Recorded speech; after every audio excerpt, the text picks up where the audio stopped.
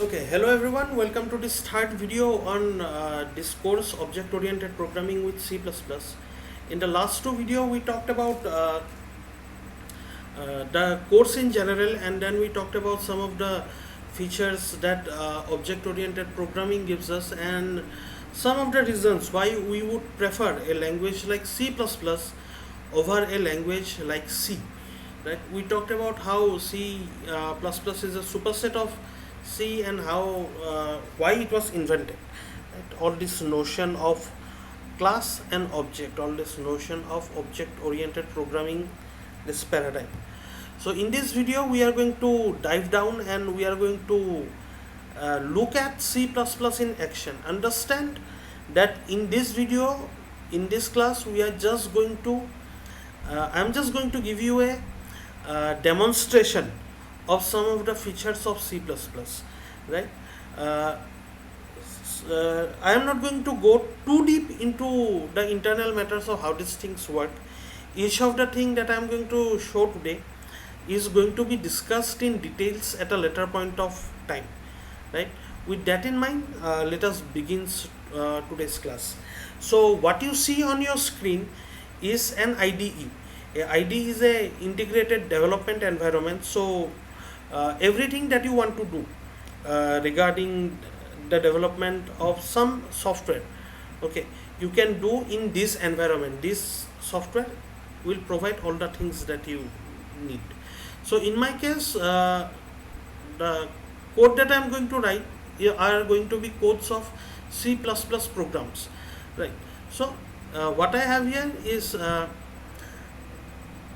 place where I can write this code, compile, and then run this code. Okay, so this entire feature is there in this IDE. The name of this IDE is Visual Studio Code. You can download and run this, and the compiler that is working behind the scene is G++, right? So I have set up G++, I have set up G++ to compile and run my code, and you can see from this uh, file extension, that this is a C++ program, right? My program is called my_prog.cpp. CPP means C++. Had this been a C program, then the file would have been called myprog.c, right? But then because I'm going to write C++ code, I am writing myprog.cpp. Alright, so that is what I have. I have a IDE where I can write C++ program and then compile it using a C++ compiler. But I am not going to write a C++ program. I am going to begin by writing a C program. So I am going to include studio standard input output .h. Then I am going to write this main function that is going to return an integer. In my main function, I am going to do a very simple task. I am going to print hello world.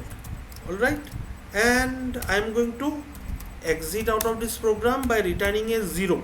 If I exit out of a program by returning a 0, it means that the program has executed successfully.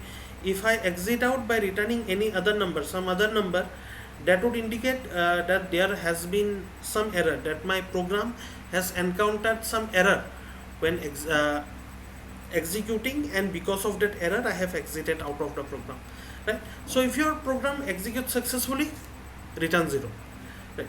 So this is what I have, this is my program. Alright, now let me execute this program. Okay,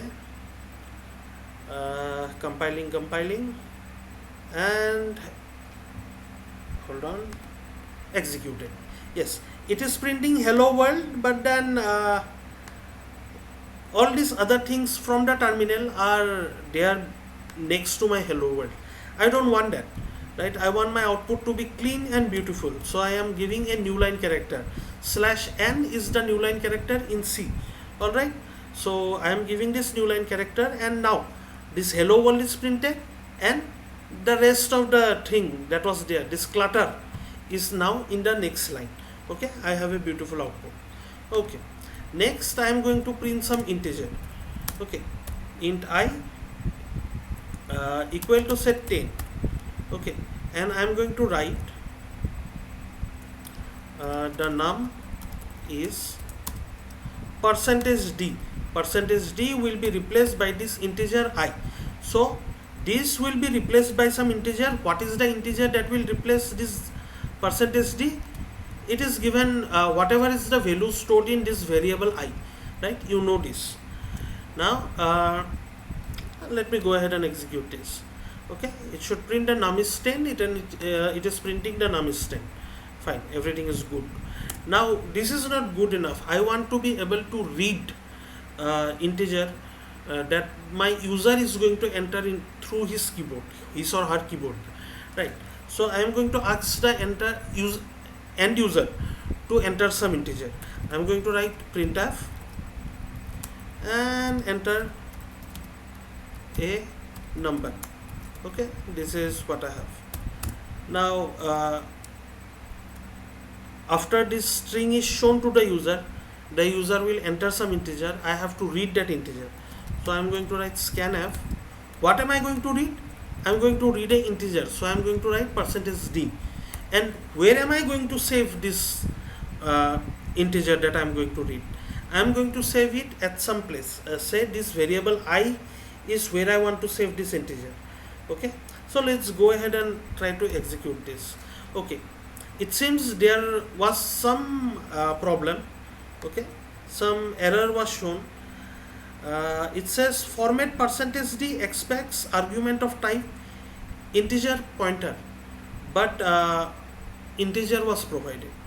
So it so happens that when I want to print something, okay, I just need the value of that thing, and I am going to just throw it on the screen and it is going to print on the screen. But when I want to save something, I want the exact location in RAM where I am going to save this thing, right?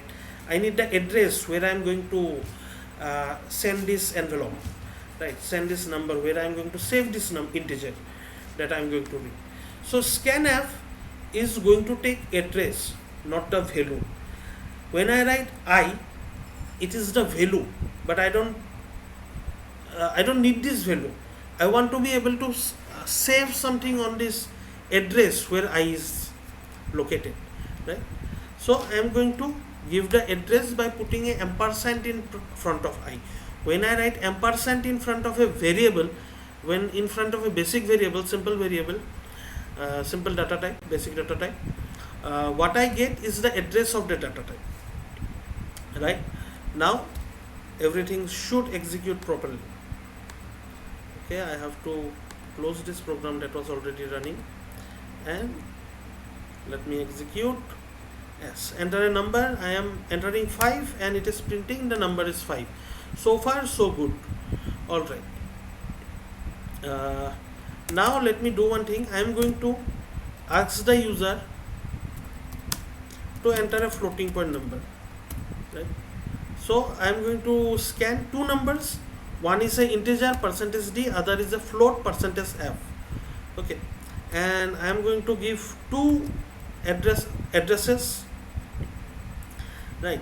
And I am going to print this integer and then this float, and I am going to give two values, not two addresses over here. Alright, so let's execute. Enter number 5 and 5.5, and it is printing the number is 5 and 5.5, and then lots of zeros. That is not a problem.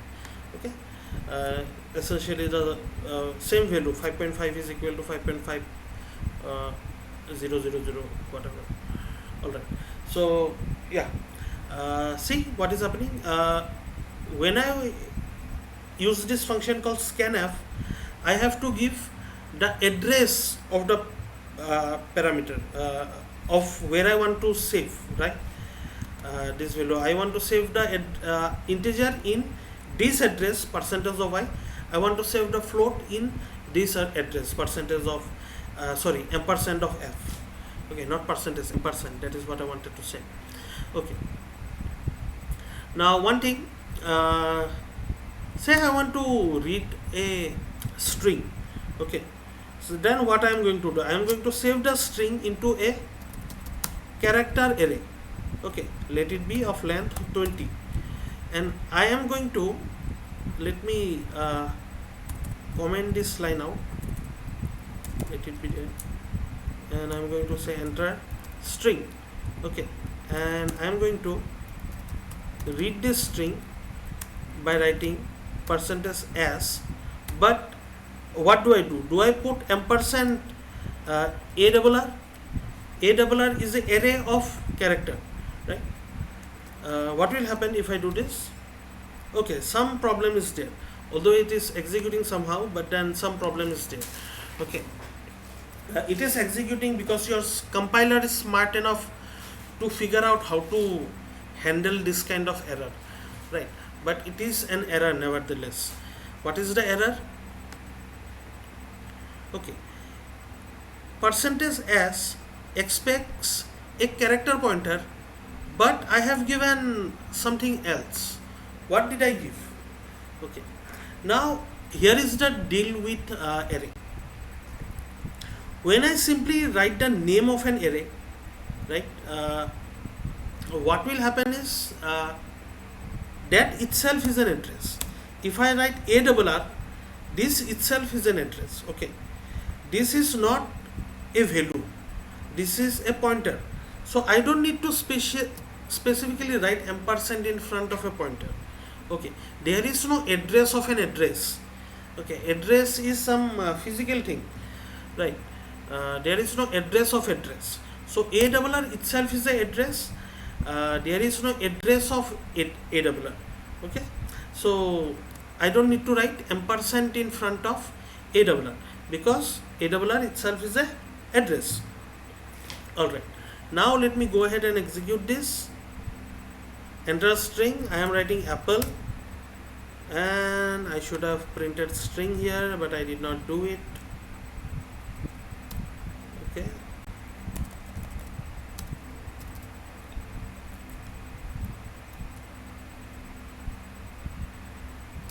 apple, and the num is apple. Should have written string is apple, but did not do it. Forget it, does not matter. The num is apple. So I have read a string from the keyboard, and I have by keyboard I mean standard input, and I have displayed the string into my standard output, right? So this is what I have done. Now I want you to observe one thing.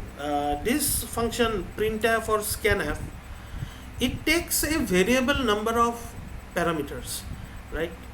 So I can call printf with only one string.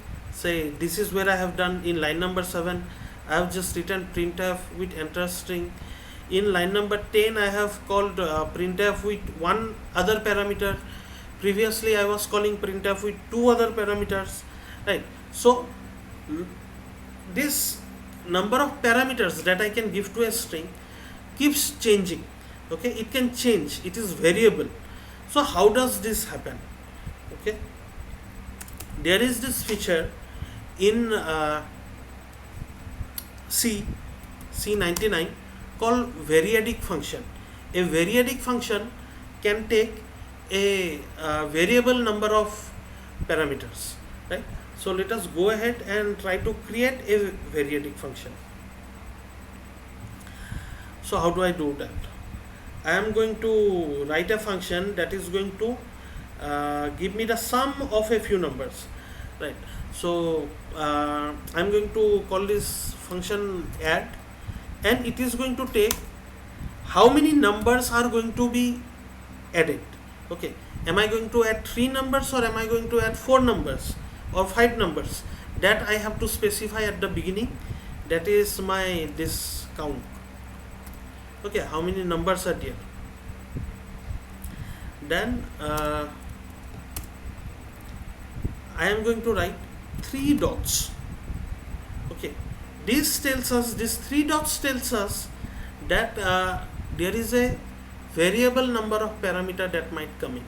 Okay, it can be 0 parameter, it can be 1, it can be 2, or it can be more. Okay, so in order to write this variable length function, variable length parameter taking function, this variadic function, I have to insert a library I have to include a library called std arg. Okay, now what will happen, these parameters that will be given to me, I have to save this parameter in some sort of a list, right? I'm not saying linked list, I'm not saying array, I'm not saying anything of that sort. I'm just saying there is some sort of somewhere where I'm going to save all these parameters, right? So I am going to create a list, variable argument list. It is VList. This is a type that is defined in this header file std.arg. All right. So let me call it my params. Yeah. Then next what I have to do is I have to initialize this variable, right? This list of parameters, my params, with how many parameters are actually passed, right? So I am going to start. I am going to do this my params, and how many are there? There are count number of parameters that are passed beyond the first parameter. All right. Now I am going to return sum. Okay. So let initially sum be 0. Then for int I equal to 0, I less than how many parameters are there? There are count number of parameters. So there are say 5 parameters. Okay. So my parameters would be what? Parameters would be from 0 to 4. So it will go from 0 and it will go just before count. Okay, count will be 5. So I will go from 0 to 1 less than 5. Okay, so it is I less than count and I increments. Okay, now what do I do? I am going to write sum. I am going to add these parameters one by one. All right. So I am going to retrieve this parameter using this function va_arg, and then from where am I going to retrieve this this parameter? I am going to retrieve from this list of parameters that I have. So my params, and what is the type of this parameter? It is going to be an int, right? So this is what I have, and then I am going to return the sum.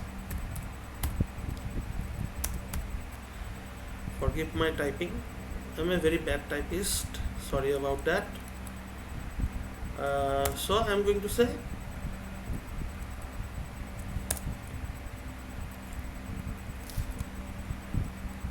sum, alright, is some integer %d, and that would be add.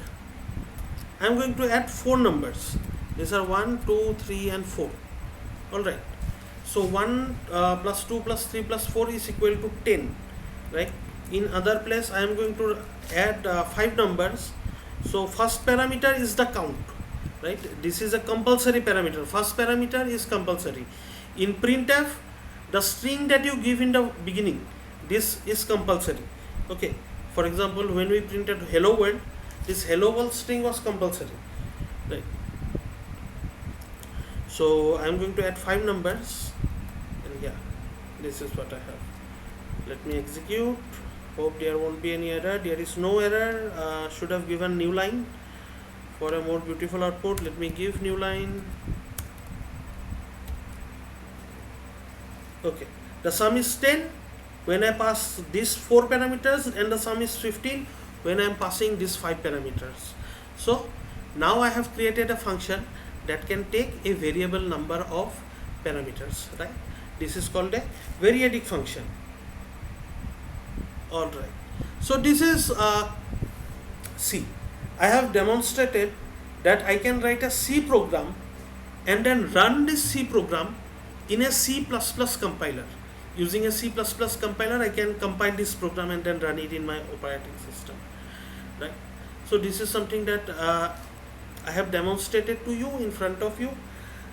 If you don't believe me, then please go ahead, write down this program and compile it using something like G++. It will compile. Why will it compile? Because C code is also C++ code. What do I mean?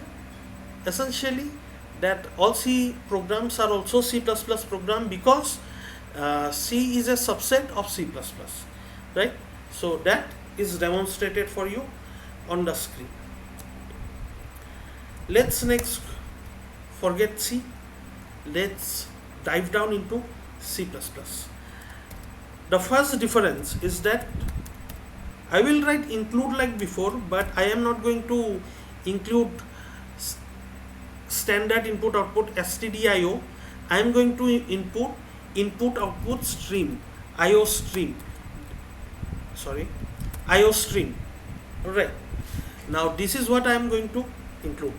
Now in some compiler you may have to write iostream.h, but in modern compiler you don't need to do that, right? Just writing iostream is sufficient. There is this reason behind this thing. See, std standard input output stdio is an actual file that resides in some directory in your compiler's directory. Okay, iostream does not necessarily corresponds to a file that is in the file system. The compiler is going to read this line number 1, include iostream, and then the compiler is going to understand that there are some features that I need to insert into this program. Okay, now does the compiler insert it from a file called iostream.h, or does it include it from some database or whatever, where the compiler prefers to keep the content of this file? It is up to the compiler's decision. Okay, so I just tell the compiler that I want to include iostream. Okay, I am not telling it that I want to include this file called iostream.h, right? Understand the difference. I am not specifying the name of a file. Like in include stdio.h, I was specifying the name of this file, but here I am just telling it that I want to include this thing. Okay, is it in a file? Is it in some other place? It will be in some file 99% of the time, but then the compiler is free to keep it in some other place, right? So this is the first difference. I write include iostream at the beginning. We will see more libraries at a later point of time, but then for today this is enough. Now next I am going to do this. I am going to write int main, okay, my main program, and I am going to, instead of writing printf, I am going to write cout, and then hello world, and then exit. Okay, I am going to return 0. This will exit my program. Alright, let me go ahead and run this. Oops, it seems there is some mistake. Now what is the mistake? See, this cout, it seems is not declared. Okay, cout is declared here. Something is wrong regarding cout. So cout is the culprit, it seems. What is the problem? Now this cout is in this library iostream, right? In this file, say it's a file iostream. In this file there is a box called std standard, right? And inside that box I have this cout. Okay, whatever this cout is it a function? Is it something called an object? Don't worry, we will talk about this later. Okay, but there is something called cout. Okay, cout is inside some sort of a box. That box is called std standard. Now when I want to retrieve this cout from this box called std, I have to write the name of the box in front of cout. Okay, now let's go ahead and print this. Okay, it's printing hello world, but once again my output is not beautiful. There is no new line at the end. I can write /n like before, but this is not necessary. What I can instead do is I can write std n line. Okay, let me compile, and now I have a beautiful output with a new line at the end. All right, now let's talk about this STD. Okay, there is one demonstration that I am going to do before I go ahead and talk in details. If I write, say I have this IO stream, right? So in all these things that are in IO stream is put inside this box called STD. Then you have other libraries like maths library, CMath, string library, string, C string. All these libraries put their things inside this box called STD. Okay, so this box contains lots of useful features that I may want to use throughout my execution of my program, right? So there are lots of places where I will have to keep on writing this std colon colon c out, std colon colon c in, std colon colon say some maths function, right? So this std colon colon I have to keep writing this over and over again. This makes my code look bad. Okay, this reduces the readability of the code. Now that is one problem, and if I keep typing this std over and over again, my fingers are going to ache. That is a bigger problem. So I am not going to write this std over and over again. All right, see, that was a joke, right? My fingers are going to ache. That is not a real issue. All right, so what do I want to do? I don't want to write this std double colon in front of every thing where I am writing. Okay, so what I am going to do is I am going to bring this std box. I am going to, all this std box contain all these different things, right? I am going to pour all of them into my table. Now I don't have to keep going inside this box over and over again. I am going to bring everything from this std box into my scope. Okay, more technically we will go into technical details later on. This is only the third video. Okay, the entire course is remaining. So what I am going to do is I am going to write using namespace std. Okay, so when I write using namespace std, I don't have to write all this std before everything. Okay, now let me execute, and it executes properly and it exits out of the program.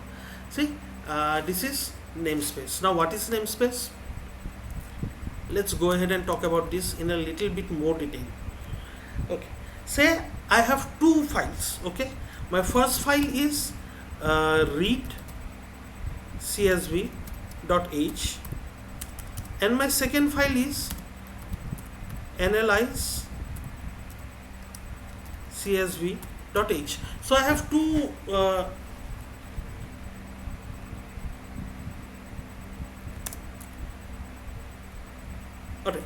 I have two different header files that I want to include into my program, right? So two different files. Now these two different files are going to do two different things. First file is going to open some csv file, right? And then second file is going to analyze this csv file, right?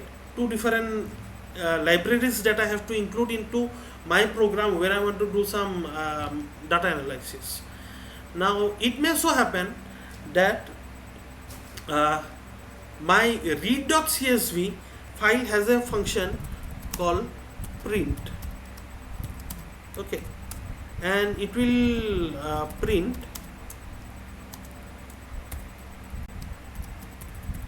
hello from read csv.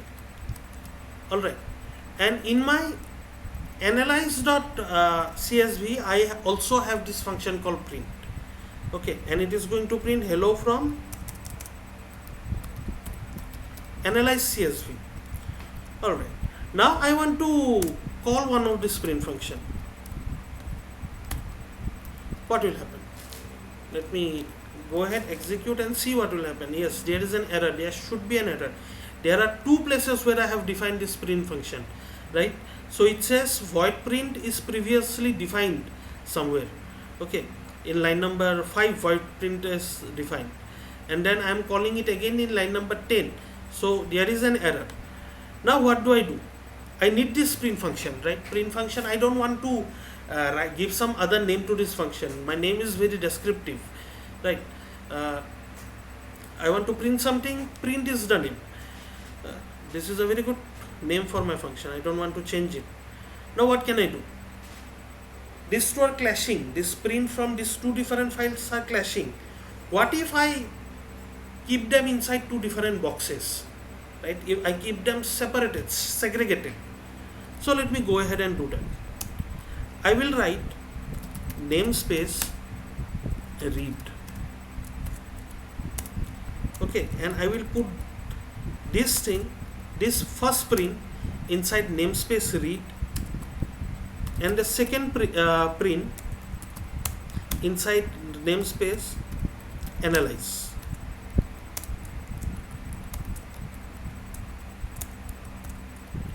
Alright, so I have created two boxes. One is called read, another is called analyze. Now when I want to call this print, I am going to call it like I was calling this cout by giving the name of the box. I am going to call it again using the name of the box. I am going to read from this box is called read, the second box is called analyze. I am calling the print function from this read box, right? So let me go ahead and execute this, and it should execute hello from read CSV, right?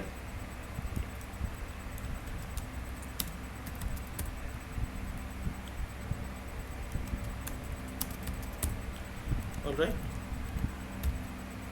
So when I write read.print, it executes this print function that is inside this read box. Okay, and when I write analyze.print, it would execute the print function from the analyze box. Alright, so yeah, this is what I have. The output is hello from analyze CSV as expected. Alright, so this is how I can separate my name clashes into different boxes, right? I can avoid clash of function name, variable name, etc. Now this space, this area, okay, where I have this first print function is called a namespace, right? And these two namespaces, read and analyze, are two different things, two different namespaces, right? They are not clashing. Now in both of my namespaces I have a function called print, but then there is no problem because they are in two different namespaces, two different places, spaces where I can put things, right? So space has a very deep meaning, in the sense there is Euclidean space, lots of different space, vector space. So let's not worry about that. Okay, so this namespace is used to segregate names. Now, like I have used this in line number 2, I have written using namespace std. I can do one thing. I can write using namespace read, for example, okay, in front of main, and then let me comment this out. I can write print, okay, and what namespace am I using? I am using read, right? So read is now in my scope. I don't need to write read in front of print. When I write print, it will print from the read namespace, and yeah, hello from read CSV, expected output. On the other hand, if I want to execute from this this print function from analyze namespace, I have to write analyze like before. I did not use this namespace analyze in my current scope, right? So I execute, and with analyze, it is hello from analyze CSV. correct expected output, right? If I remove this analyze and do just print, it is hello from rich CSV.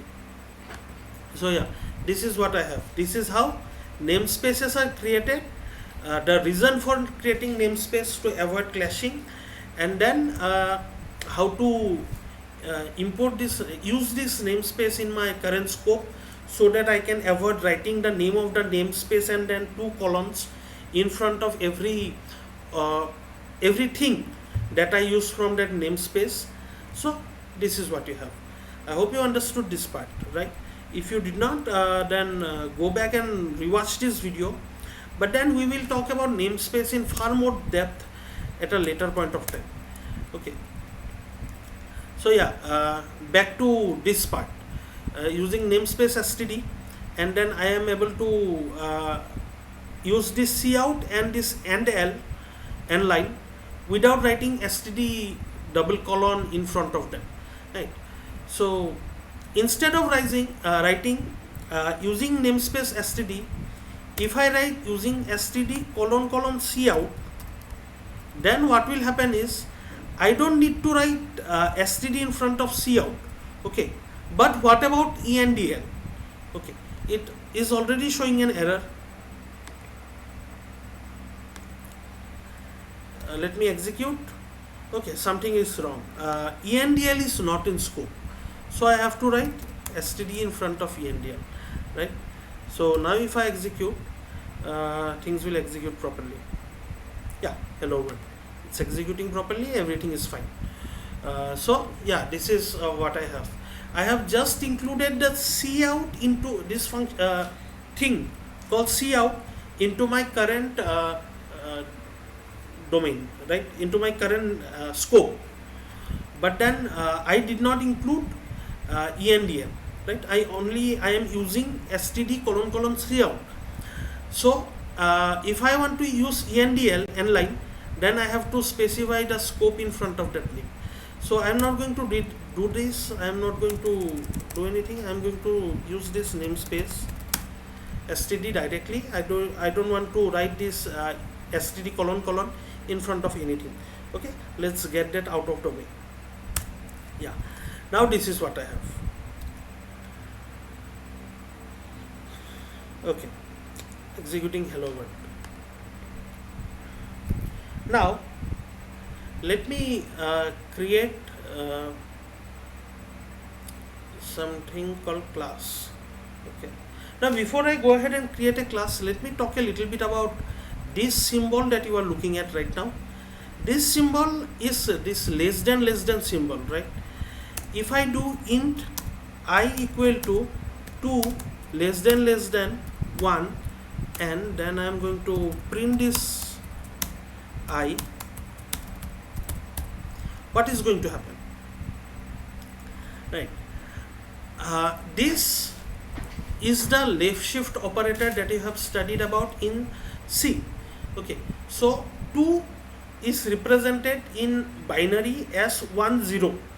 If it is left shifted by 1 bit, 1 0 is going to become 1 0 0. One more 0 is going to be put behind it, right? So this is left shift. You have already studied about this in C. Now if I do left shift by 1 bit, so I am just adding 1 0 behind. Okay, then 1 0 is going to become 1 0 0. So 2 is going to become 4. So this 2 left shift 1 bit should return 4, and it is returning 4. Okay, that is the output that I am having in line number 7. Alright, if I give left shift 2 bit, okay, it was 2, 2 is 1 0. If I left shift it 2 bit, it is going to be 1 0 and then 2 more zeros. So 1 0 0 0, and 1 0 0 0 is equal to 8. Okay, if I execute, I am going to get this output 8. So fine.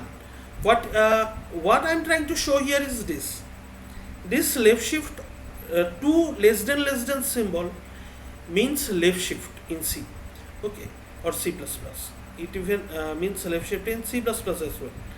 But then here when I am using in line number 8, when I am using this left shift smaller than symbol, okay, this left shift operator, what is happening is it is printing something to the screen, right?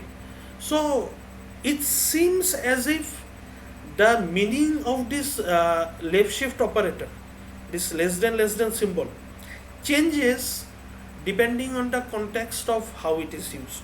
If it is used between two numbers, between two integers, as in line number 6, then it seems that left shift is happening as it should have happened. But then in line number 7, if it is used with a C out statement, right, C out, if it is used with C out, then what is happening is, if the thing that is on the right of C out, this left shift operator, is printed to the standard output, right? So it seems as if, depending on the context of how this operator is used, where is this operator used, depending on this context, the meaning of this operator changes, right? So this is something that you can do in C++. So say you are trying to add two complex numbers, right? You have so adding complex number is not supported by C or C++ by default, but then you can rewrite the meaning of this addition symbol and do something such that complex number could be added, right? So you can rewrite meaning of operators, and then depending on the context in which this operator is being used, the correct meaning will be used. Alright, so this feature is known as operator overloading. We will talk in depth about this at a later class. Okay, not today's class, most probably in the next class or the class after next class. Alright, now the most important thing that you are going to learn in C++ is this concept of classes and objects, right? That is the fundamental reason why C++ is used, right? So let us go ahead and create a class. I am going to create a class called square. Okay, this class I am going to start out by writing public. Okay, we will soon talk about what this means, but right now let it be. It will have two parameters, int I and j, and it will have one function, int area, and this takes no parameter. It is going to return not I and j, let me call it L for length and B for breadth. Okay, so it is going to return length into breadth.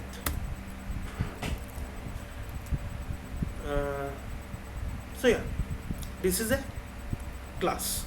Now let me run this program. Something is wrong. What is wrong? Yes, I need to put a semicolon at the end of this class name. This is very important. Okay, this is not a function. I have to write a semicolon at the end. Alright, so let me remove all this.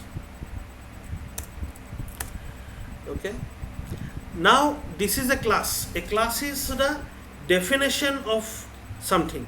Alright, this class square is the definition of a square. So a square is incorrect, right? Square length and breadth would be same. Let me call it rectangle. Okay, so yeah, this is what I have. Now I am going to create a object of this class rectangle. So see, what I have is this rectangle RECT actually has the definition, right? It describes how this object, what is this thing, what are the data variables, what are the attributes in these things, what are the methods, functions in this thing. So all these are defined in this class, right? But I cannot use this definition directly.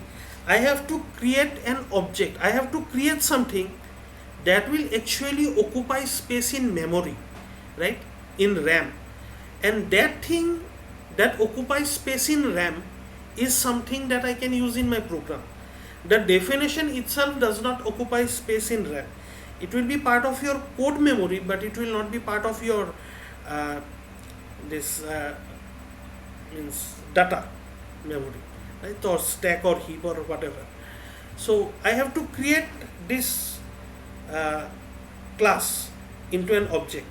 From this definition, I have to create something concrete, something real that occupies space in memory, right? So the class is like the lyrics of a song, but then the object is like when you actually implement that lyrics into a song. Okay, when you put tune and everything and then implement it. Okay, if that makes sense. All right. So I have this class R. So next what I am going to do is I am going to set length of R equal to 10. I am going to set the breadth of R equal to 20. Let me make this descriptive, right? L and B are not descriptive enough.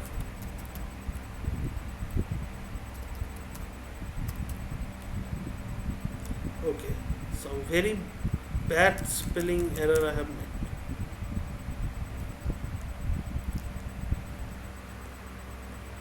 Okay, this should be width.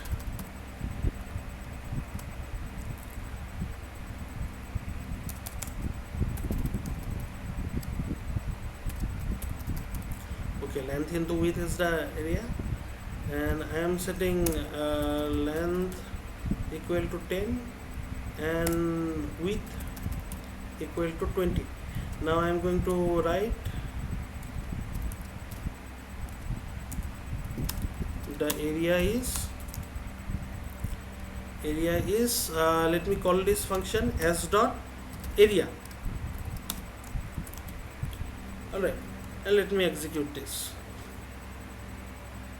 Okay, it should be r dot area. My object is called r, not s. Alright, so let me execute this. The area is 200. I had set length equal to 10, I had set width equal to 20. So 10 into 20, length into width is equal to 200, and the area is 200. So the output is correct as expected. Okay, now something to notice over here. I have created this object R, right? Object is of class rect. Now in my rect, I have this length and width, and then I have set length equal to 10, width equal to 20. Now see, this is how I have set this length. I have to write the object name dot attribute name. Okay, so R dot whatever I want to set the value of, length or width. Okay, then when I want to call a function, when I want to call a method of this object, I write object name R dot method name. So R dot area is how I call a method of this object, right? So this is how you create an object and then create access this attribute, access this methods of this object. Let me create another object. Let me call it as s dot length is equal to 5, s dot width is equal to 10, and the area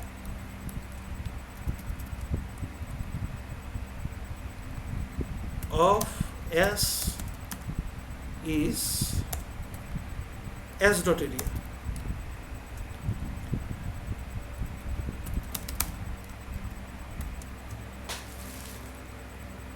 Alright, the area of s is 50, 5 into 10, area of r is 200, 10 into 20, right, as expected, proper output. So if you are having any doubt at any point of time, please pause the video and go through the code very properly, right, and rewatch the video if you want. Now see, one thing that I want to show over here is that I can create multiple objects of the same class, right. I have created two objects of this class rect, right? And then the first object is called R, and when I want to access this length and width of R, I write R dot length, R dot width. When I want to access this function area of R, I call R dot area, right? Similarly, in case of S, I do access this attribute using S dot length, S dot width, and I call this method function of S using S dot area, S dot function name, right? So this is how classes and objects work. Okay, let me go back to one. I don't need to for the demonstration of this class. Now, what is this public that I have written? Okay, what will happen if I remove this public? Let me remove and execute. Okay, something is wrong. Declared private, something is declared private. So if I don't write public, that means things are private. Okay, so things are private by default. Everything here, this length, width and area is private by default. That means my code outside this class, okay, this is the code of the class from line number 4 to line number 10, and then line number 12 to line number 19 I have the main function. My main function is not code inside the class, it is outside the class, right? So I am trying to access this length and width and this area. Now these are things that are outside this class. I cannot access this private members of this class. Okay, all of these are private. I do not need to write private. By default everything is private. Okay, but then say there is two function, area and total area. Okay, so I can do one thing. Let length and breadth be private by default. Okay, I can make this public. So this would make the function area public, but then I think this total area function should be private again. So I can make this private again. Okay, so this function returns 0. Okay, this function is now private. So I can call this area function from outside this class. So from main I can call area, but then I cannot access this length and width from main, and I cannot access this total area from main, right? So I can keep on doing this. I can have, see, by default at the very beginning the things that I have, the attributes and the functions, the methods that I have will be private. Then I can have methods that are public, then I can have methods that are private again. Then there is something called protected. We will talk about this later. So this is how you can keep writing methods. Some of them will be private, some protected, some public, right? So yeah, let's go back to this. Of course, line number 14 and 15 has to go. I can no longer set length and width, right? So instead I am going to write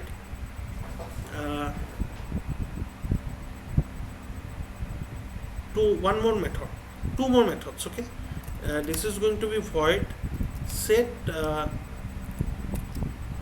length, and this is going to take some integer I, and it is going to set length equal to I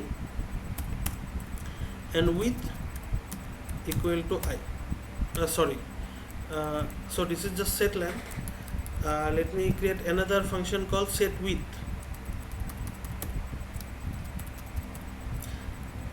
This is going to set width equal to I, right? So I cannot access length and width directly, but then see this function set length, set width, these are public, so I can call this function, right?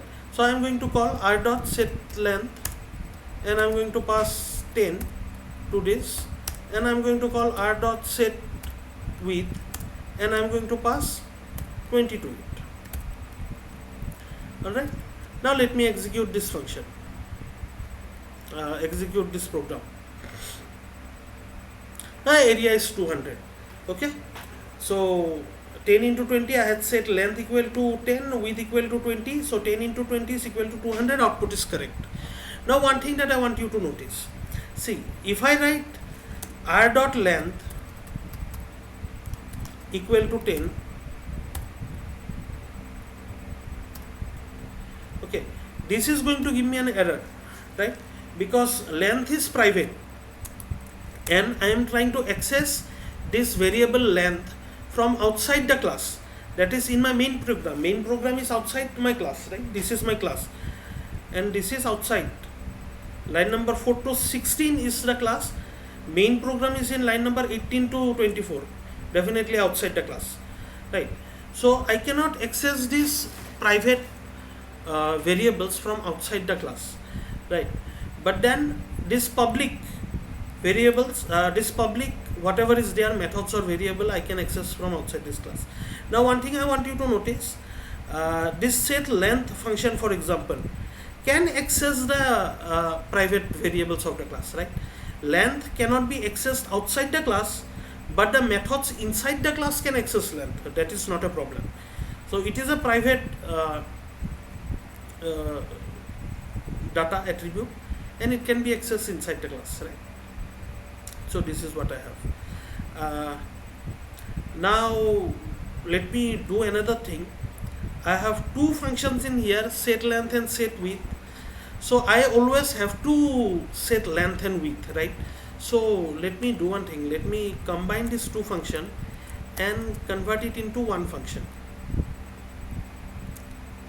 Let me call it init. Okay, this is going to take two parameters, int I and int j. Okay, length is equal to I, width is equal to j. Okay, so this is what I have. This is my init function. Okay, and I am going to, instead of calling set length is no longer defined. I have to call init,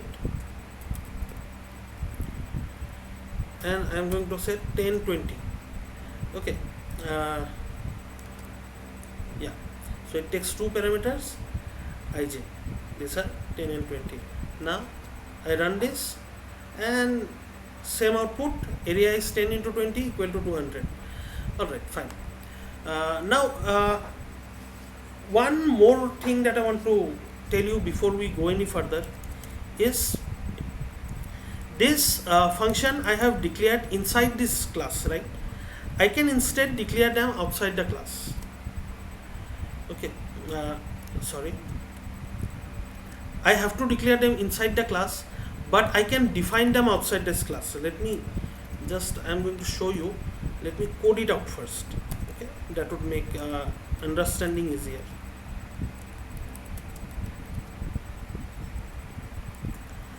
So what I'm going to do is, I am going to just define that there is a function called void and there is a function called area. Okay, void, there is a function called init of that return type void, and there is a function called area with return type int. Okay, and that init takes two function, both of them are of type int. Okay, this is just the declaration of the function. The function is not defined here. Okay, so I am going to define it here. Sorry, not square, this is rect. Okay, rect. Alright, so see, what I have done is I have written the class definition in this way, but the actual implementation of the function I have written it outside the class. So what does this enable me to do? I can create a function, I can segment this into two different files. I am going to call this rect.h and I am going to call this part rect.cpp. Alright, so in my h file, in my header file, I will have the class. Okay, the class definition will be there, all the variables that will be used, and what are the functions that are available, and what is the permission associated with this function. Okay, so are these public, are these private, are these protected? So these are things that I can see by looking at this function rect.h. Say you have given me a function, sorry, you have given me a class that is used to create a stack. Okay, now in that class I will see that you have given me two public function, push and pop. Now using this push and pop, I can put things to the stack, I can take out things from the stack, right? So that I can see by looking at directly in that .h file. Now in .cpp file, how you implemented this push, how you implemented this pop will be there in this CPP file. Now as a application writer, as some software writer that is going to use a stack, say I am going to create some software that is going to check parentheses, okay, whether the parentheses are balanced or not. So I am going to use a stack, right? So I don't care how you implemented this stack. Did you use a linked list? Did you use an array? Or what did you do inside this push function? What did you do inside this pop function? That is not something that I am concerned with. So I am not going to look inside this CPP file. I am just going to look inside this H file, and by looking inside this H file, I am going to know that there are two public functions. One is this push function, other is the pop function, and that is all that I am concerned with. See, lots of ease of use is given to me, right? So this is how you can segregate your code. You can write more manageable code. What I have done, I have written the declaration of the function, that this kind of function exists inside this class, but the actual implementation of this function, all right, the actual definition of this function is outside this class, right? This prevents the class from getting too cluttered. But then let's not do this. We will see more of this later on, but our class is not that complicated, right? So we can keep everything inside this class. All right. So as I was saying, I have this object called R, and I have this function in R called init. All right. Now init is going to take two parameters, I and j, and it is going to set I equal to I to the length and j to the width, right? So if I pass 10 and 20, it is going to print 200 and exit out of the program. Now there is something that I am starting to notice. I am starting to notice that whenever I create an object of class R, the next thing that I have to do before using anything else in this object is that I have to call this init function. So immediately after creating R, I have to call this init function, means before I can use R any further, right? So after calling R, before I can use it, I have to always call this init function.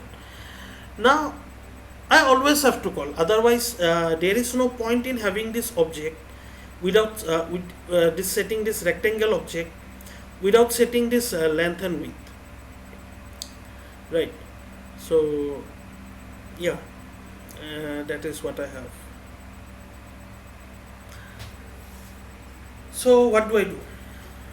There is one thing, instead of calling this function, okay, if it were possible that since I have to call this anyway, if it were possible to pass these parameters directly when creating the object, that would have been better, right?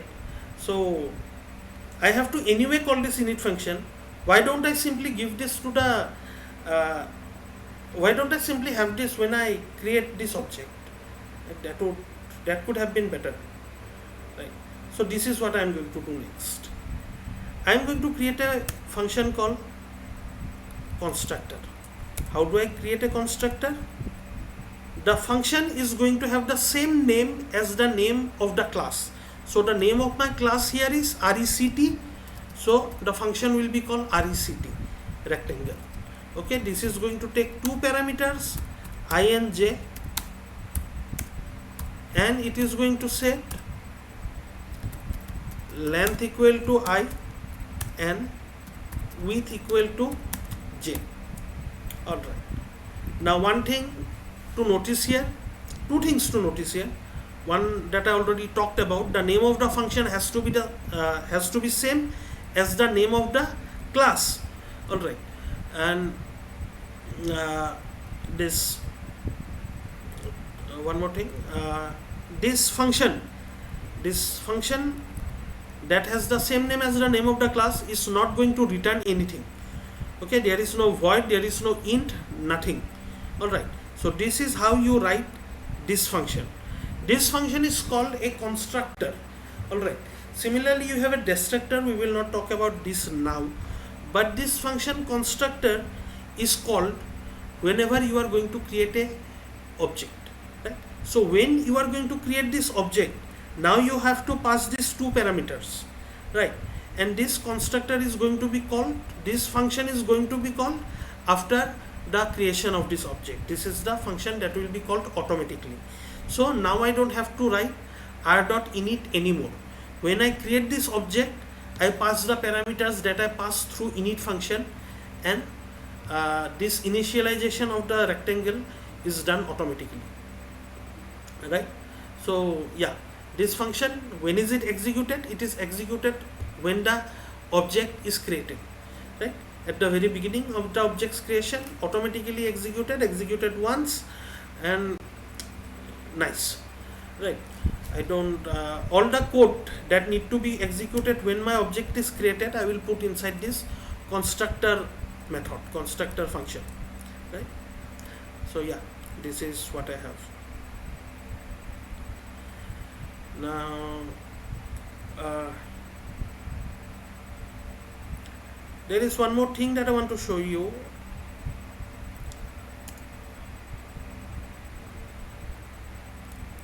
Forget this constructor for this moment, okay? There is this thing. Now I have this rectangle, right? I have this class to create rectangle, but now I want to create a class for this cube-like thing, right? Cuboid, or whatever it is called, 3D rectangle.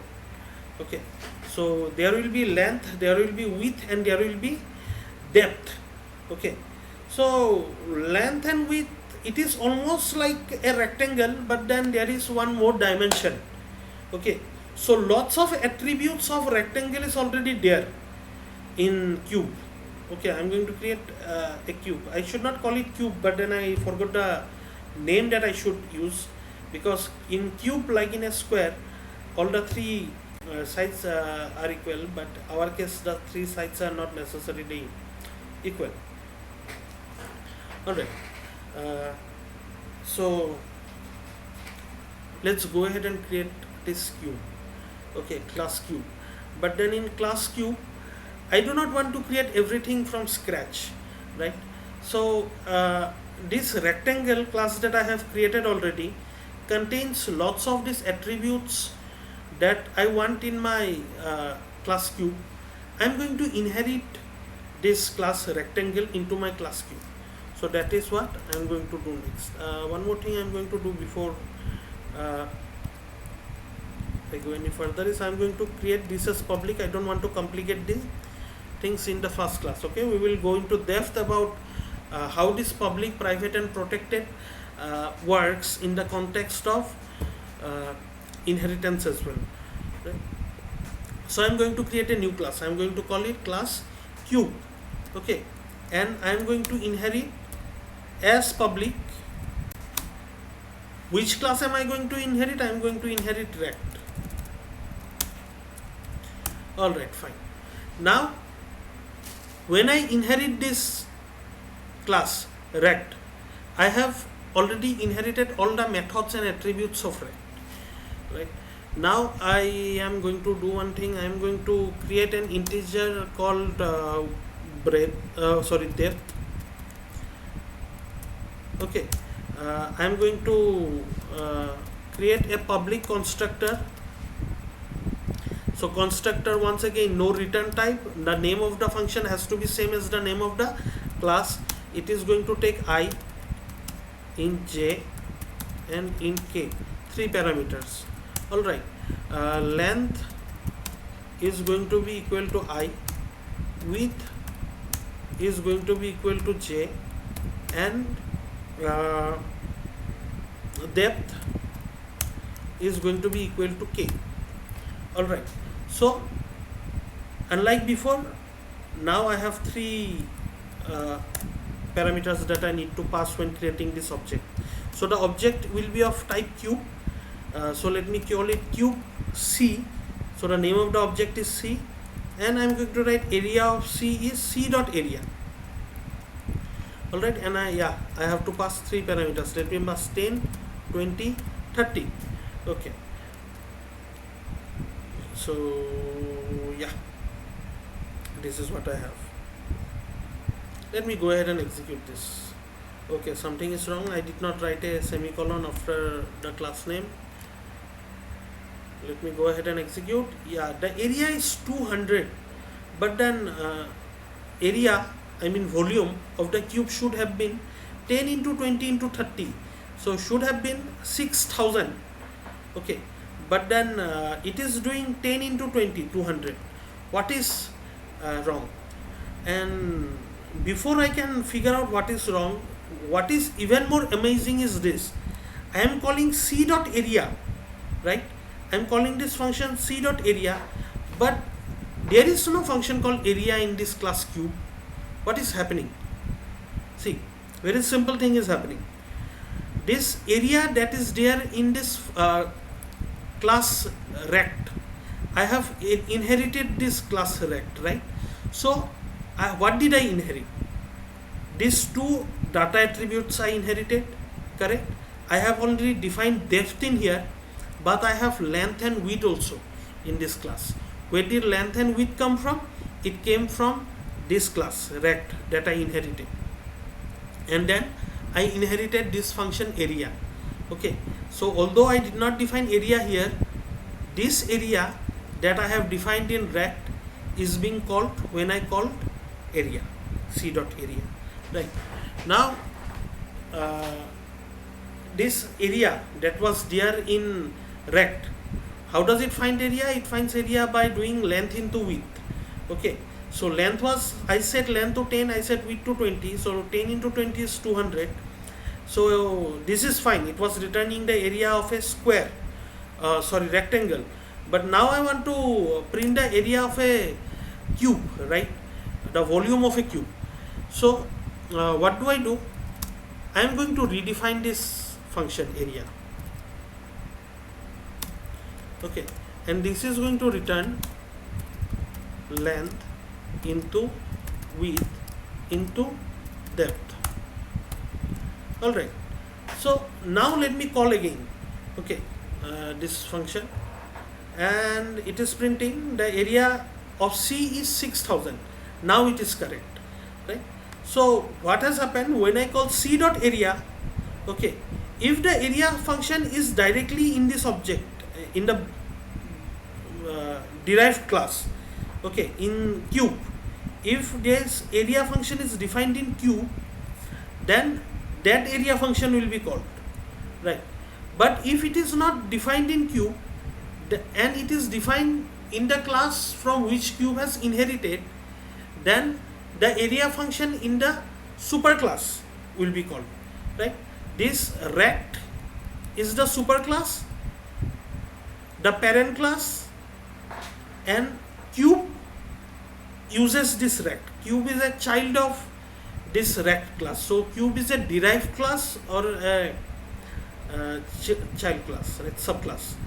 Then rect is also called base class. So several terminologies to mean the same thing. You can say superclass, you can say parent class, you can say base class, and this is the derived class, cube, right? So if some function that I am calling, see object name dot function name, if function name is there directly in my class of object, right, in my base class, in my derived class, so that would be called. If this function is missing in the derived class and is there in the parent class, then the parent class function will be called, right? So I had this function area in my parent class. What did I do here? I inherited this area, but now I am overwriting this area, right? This is called function overwriting, overriding. right, or override the area function. So this technique where you inherit these attributes and methods from some parent class into some child class, and then you have these parents methods in the child class, but then it may so happen that the methods of the parent is not good enough for you. You have to make some changes in that, right? So you can modify whatever was defined in the parents class in the child class. So you can modify in the child class. This is called function overriding. Okay, and this is a demonstration of function overriding. All right, the final thing that I want to show, not the final, one of the final things that I want to show is this. So inheritance is done. In inheritance, overriding is done. All right, next let me show something called polymorphism, and I am going to show one aspect of polymorphism, right? Not everything. So let me say this function has this rect class has print, this function called print. Print is going to take a integer I, and it is going to print the integer is I and new line. Alright, now let me go ahead and make a few copies of this. This second is going to take float, the third is going to take character, and this is float, this is character. Alright, so what do I have? I have three function.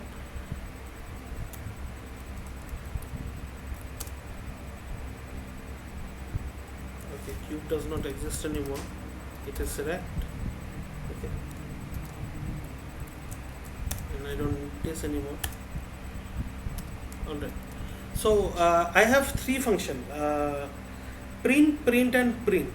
The three functions have the same name, okay, print, but then the attribute, parameter that the function, that the three different function takes are different. The first print, that is in line number 6, takes an integer as the parameter. In line number 9, it takes a floating point value as a parameter. In line number 12, there is another print, it takes a character as a parameter. Alright, so three different function with the same name, and you can see that this actually is a very good feature, right? So depending on what is the parameter that I pass, okay, I can have integer I equal to 10, float j equal to 10.5, and char c equal to say a.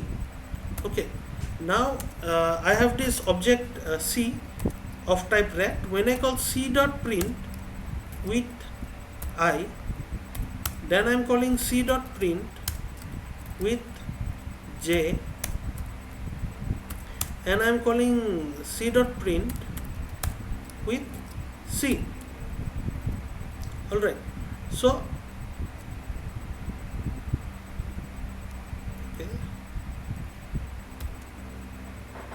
okay, I made some mistake.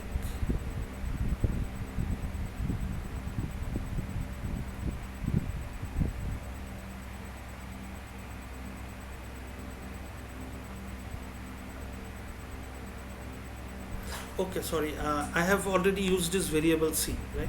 I cannot use it again. Let me say ijk. Okay, so I'm calling this with k. Okay, so yeah, this is what I have. The output of this line number 23 is the int is 10, line number 24 is the float is 10.5, line number 25 the char is a. Okay, so what is happening here? I have three different function with the same name, print, print and print, but then different parameters, right? So based on how it is called, The compiler during compile time is going to actually assign which of these three different function needs to be called based on what is the input parameter. For example, in these examples, based on what is the parameter, which of these three function is going to be called will be decided by the compiler. Okay, now this is also a very good feature, right? So you may have a stack where I can push integer, or I can push floating point, or I can push character, right? But then instead of giving me three different function, push underscore int, push underscore float, push underscore char, so that would make everything so cluttered, right? I will have to remember how many functions are there. So there are three different functions for push. But then if you just tell me that there is only push, and I can put int in the same push, I can put float, I can put char, and it is the same function push, that is easier to use and easier to remember, right? I don't have to keep checking, am I pushing a float or am I pushing a int, what am I doing, and based on this all different numbers, I don't need to worry about this, right? I simply call push, and it is now the job of the compiler to make sure which of these three different function is actually called, right? So the appropriate function being called, that is done by the compiler. Now this you can see using this stack example why this might be a very good feature, right? A good feature from a perspective of a programmer who is going to use this class, but then a good feature from the perspective of the developer of the class as well, because now you are giving your end user a very easy to use class, right? That can be more adopted by other people, right? So yeah, this feature is function overloading. Okay, previously we talked about function overriding, where the parents class function was overridden by child class. Here this is called function overloading, LOADING. Alright, so different function with different signature, which of these different function has to be called will be decided by the compiler. Alright, so this is what I have. This is function overloading. Now let me demonstrate function overloading once again. I had this two parameter int length and width. Okay, I had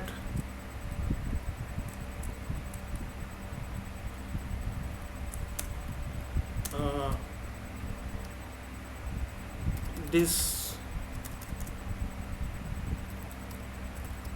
constructor that took int I, int j, it said length equal to I, width equal to j, and then there was this function, let me make it void this time, print area, and it is going to print area is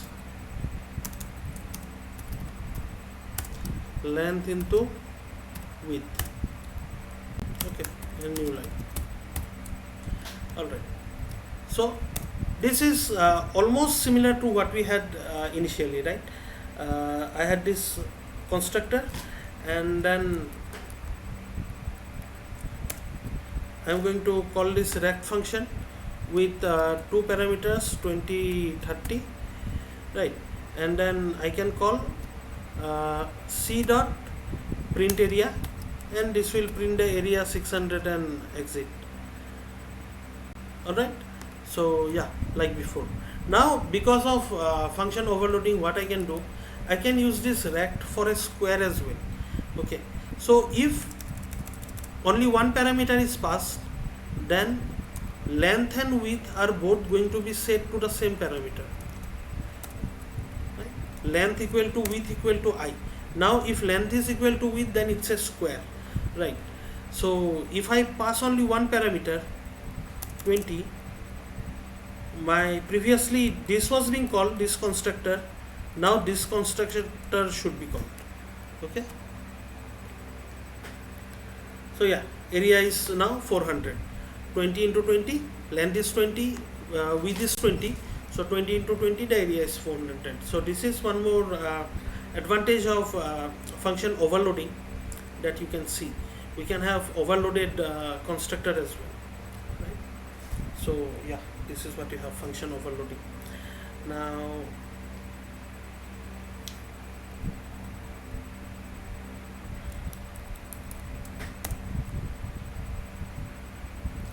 let me call it square. Sorry.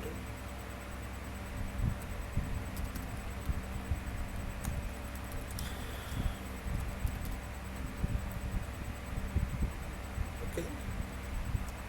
Okay.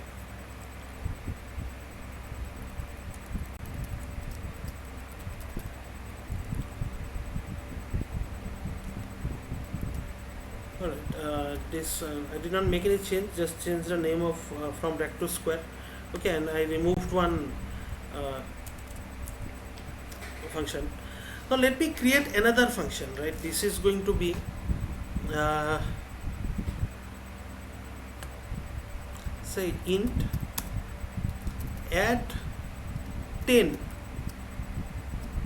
Okay, so add 10 is going to do what? It is going to add 10 to length and width.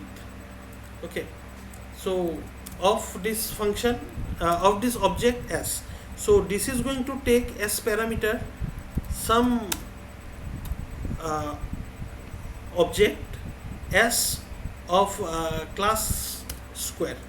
So what I am trying to do is I am trying to set length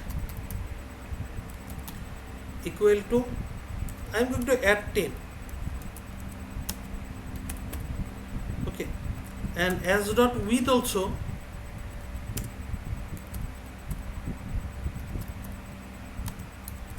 I am going to add 10. Okay, now let me call this function.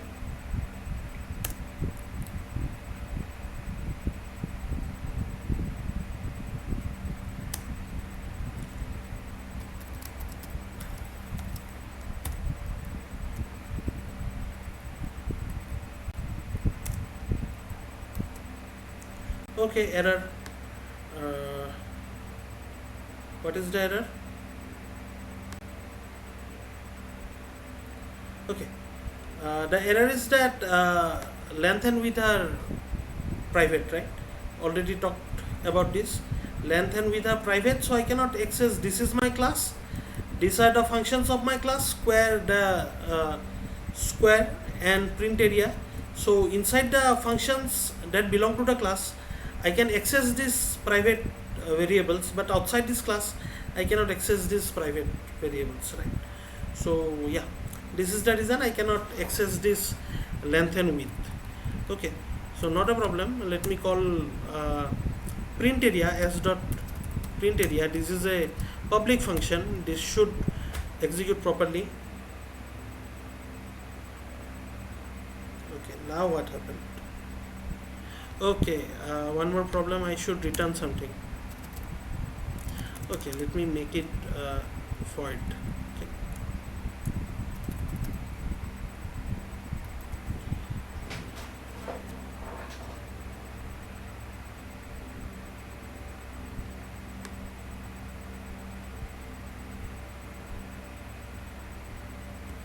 Okay, one more error. I should have passed this attribute. Okay, see, it is going to take an attribute of type square.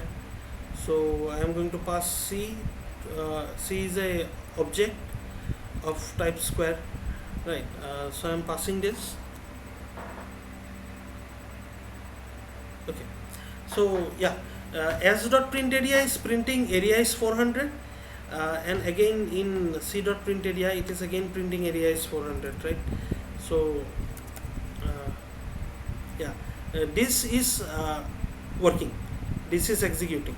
Okay, now on the other hand, if I remove this, I had some other errors. Now I don't have those errors. Let me check if this happens now. No, this is still not happening. I cannot access the private members from inside uh, code that is outside the class, right? From code that is outside. Only code that is inside my class can access private members. Now what to do? I want to be able to access these private members from this function, right? So I'm going to do this. I'm going to make this function a friend of my class. So friends know all your secrets, right? If you have a really good friend, that person will know all your secrets.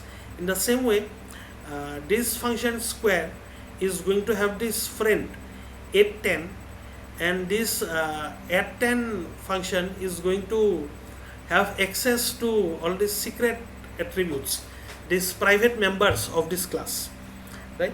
So I am going to say that friend void at 10.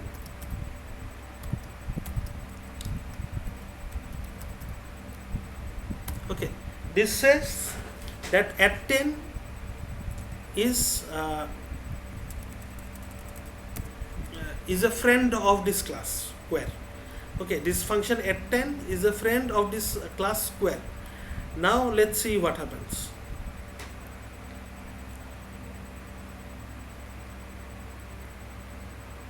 Okay,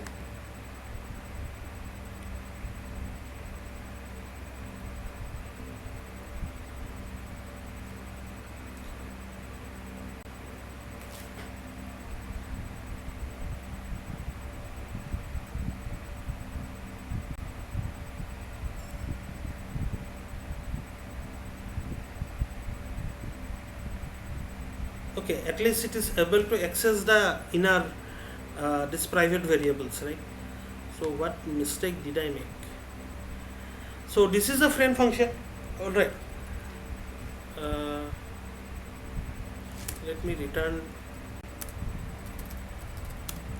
as, okay, and let me say this will return a square. All right, so this will return a square. Everything is fine, and at 10 this C should be there in at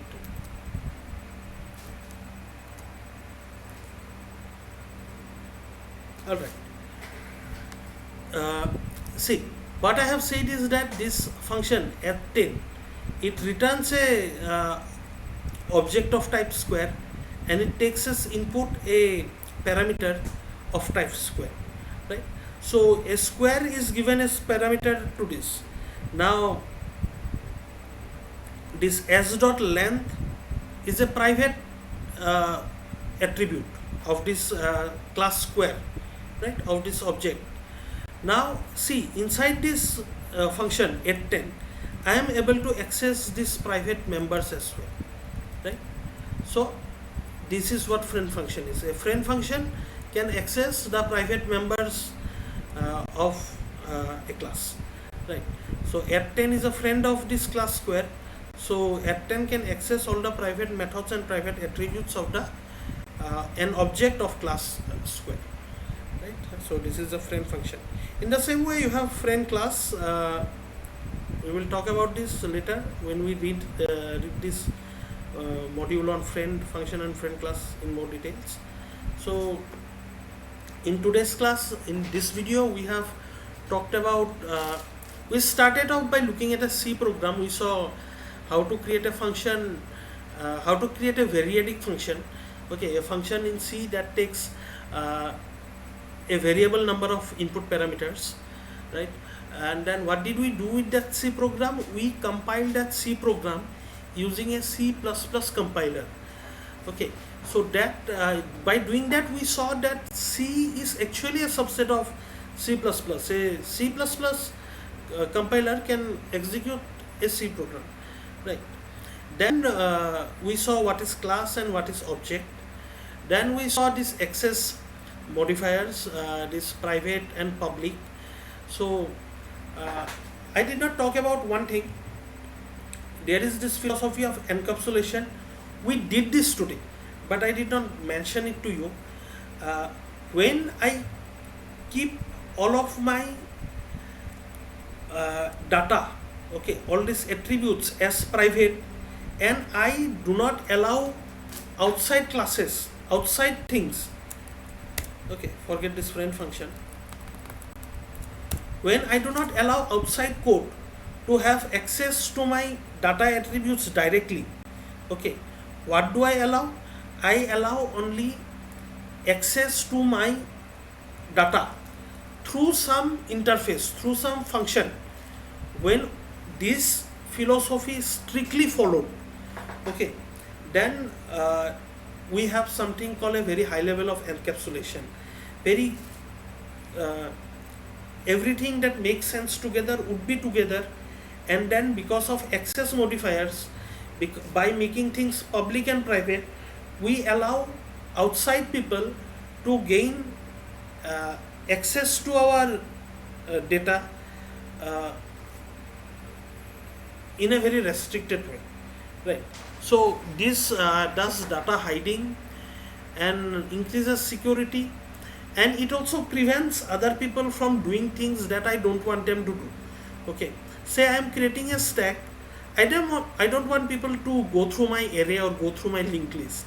I just want them to push and pop. These are the only two things that should be there in a stack, say.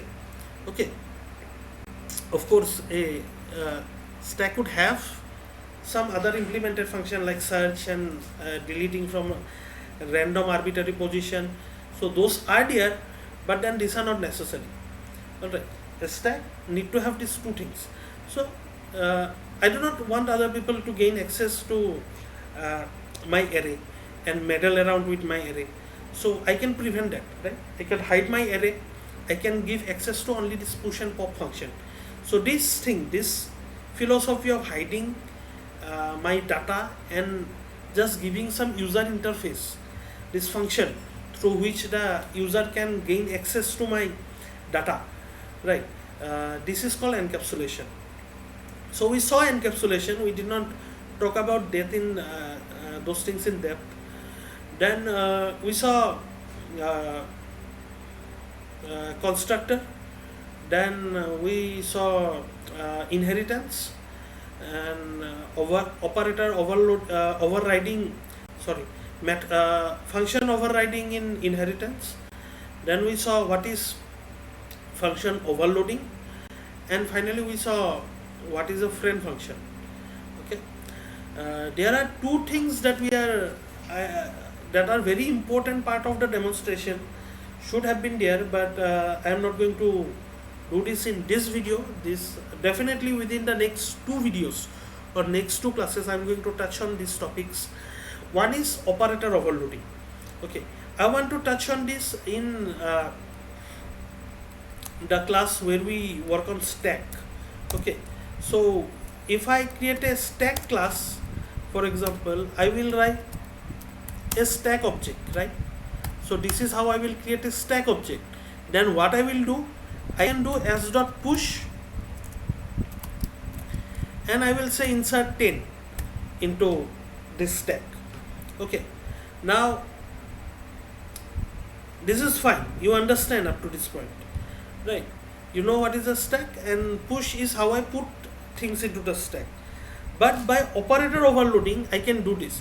I have shown you operator overloading, right, in the beginning, that this less than symbol changes meaning depending on context. That is the same thing. I can have plus 10, s plus 10. Okay, so here this plus, this usually means addition. I can rewrite the meaning of this plus operator such that when this plus is there towards the right of an object of class stack, then that would mean push whatever is in the right of this plus into the stack.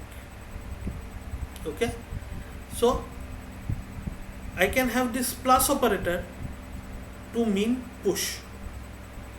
Alright, so this is what I have.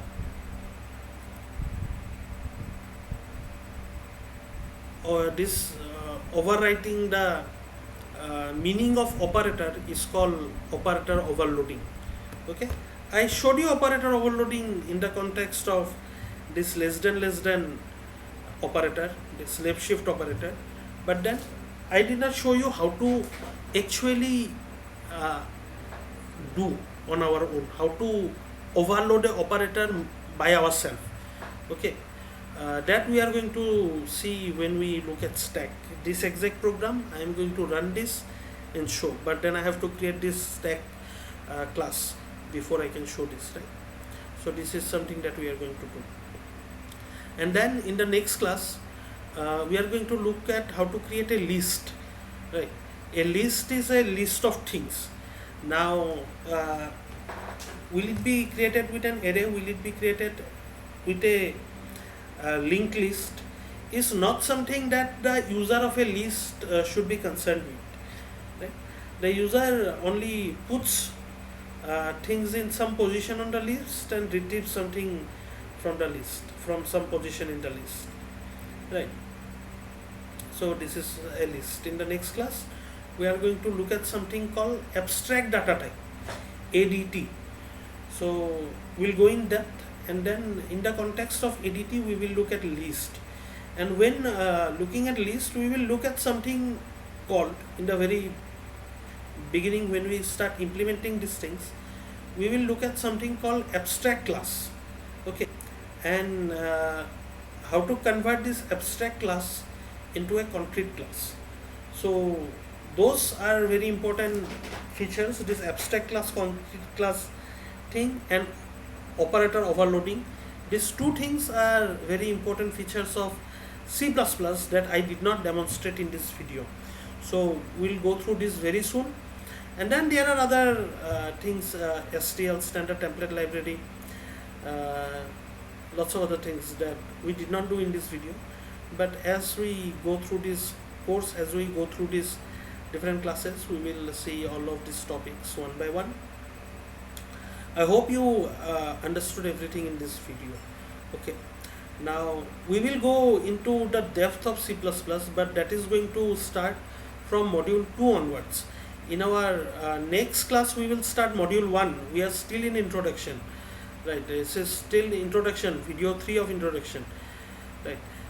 In module 1, whatever I have taught till now in this video is going to be sufficient to a very large degree. Apart from whatever I have shown in this video, we are going to need this thing, abstract class and function overloading. But then whenever this requirement of learning something arises, I will teach you and go on, right? So next video will be module 1. It is very important that you at least have a understanding of what is happening in this video. If you did not understand everything, go back and watch again. Okay, what was I doing? That is important. If you did not understand the code line to line, don't worry, you will have scope to understand again. But what was I trying to achieve by writing this code? That part, it is necessary that you have to understand, right?